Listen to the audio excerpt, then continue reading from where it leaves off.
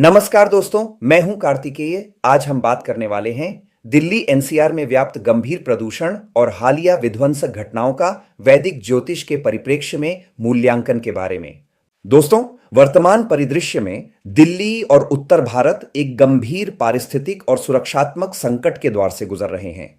एक ओर जहां वायु गुणवत्ता सूचकांक गंभीर स्तर पर पहुंचने के कारण जनजीवन अस्त व्यस्त है, वहीं दूसरी ओर राष्ट्रीय राजधानी क्षेत्र में विशेषकर लाल किले रेड फोर्ट के समीप हुई हालिया विध्वंसक गतिविधि ने आंतरिक सुरक्षा के प्रति चिंताएं उत्पन्न कर दी हैं।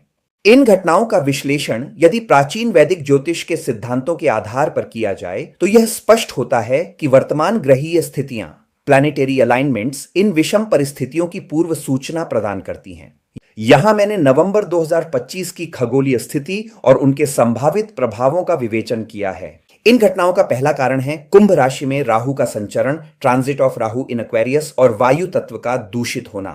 ज्योतिषीय दृष्टिकोण से वर्तमान वायु प्रदूषण के लिए राहु की स्थिति को प्रमुख कारक माना जा सकता है। वर्तमान में राहु कुंभ राशि एक्वेरियस में गोचर कर रहे हैं। कुंभ राशि का संबंध वायु तत्व एयर एलिमेंट से है।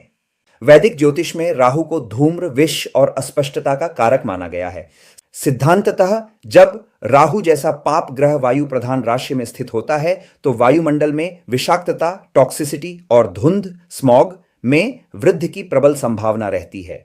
यही खगोलीय संयोग वर्तमान में वातावरण में उपस्थित प्रदूषण के असाधारण स्तर का मूल कारण प्रतीत होता है, जिसने जनसामान्य के स्वास्थ्य को प्रतिकूल रूप से प्रभावित किया है।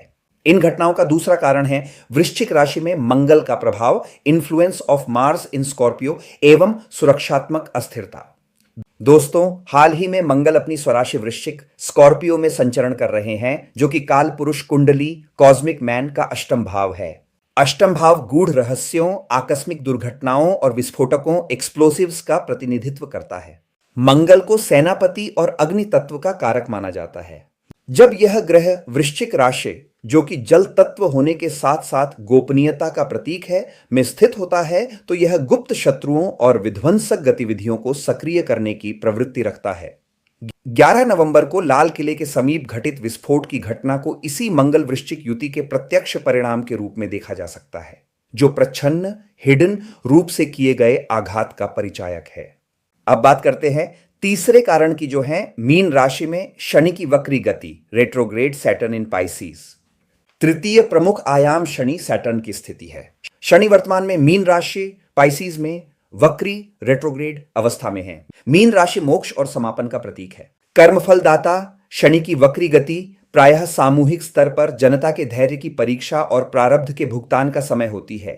इस कालखंड में प्रशासनिक और सामाजिक व्यवस्था में अस्थिरता स्वाभाविक है, तथापि ज्योतिषीय गणनाएं एक सकारात्मक परिवर्तन का संकेत भी देती हैं।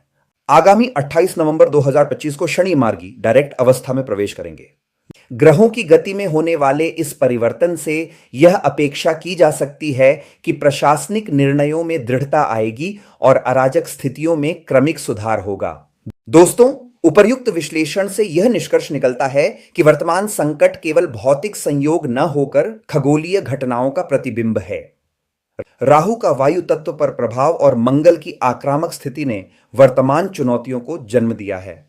ज्योतिषीय परामर्श यह सुझाव देता है कि 28 नवंबर के उपरांत जब शनि मार्गी होंगे और अन्य ग्रहीय योग बदलेंगे, तब वायुमंडलीय गुणवत्ता और सुरक्षा स्थिति में सुधार संभावित है।